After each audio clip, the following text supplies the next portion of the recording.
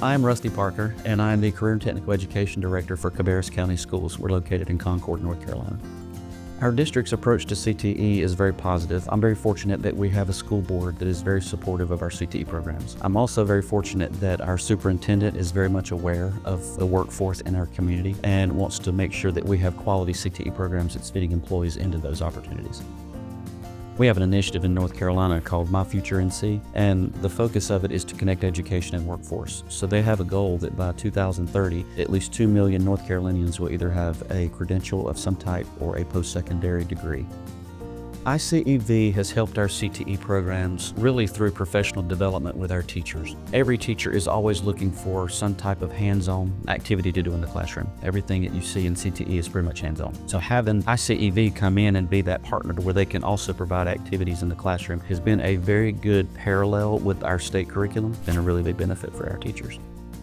We have a lot of teachers with very solid industry background. A lot of them came from industry, and education was really their second career. They have a very strong background in the content.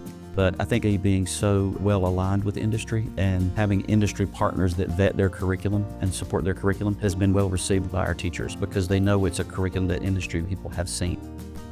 The strategy that we have in our district for career and technical education is that we want every single child to be career and college ready. And a major portion of that is having a credential that lines up to industry.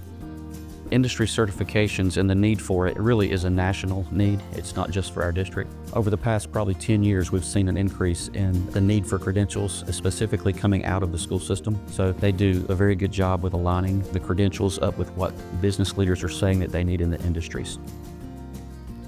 iCEV has helped us expand industry certifications that we offer because they have so many available. Right now that we have access in all middle schools and high schools in our district, that gives us the ability to use all 11 program areas that they have within their product. And then we also have access to all of their certification preparatory resources.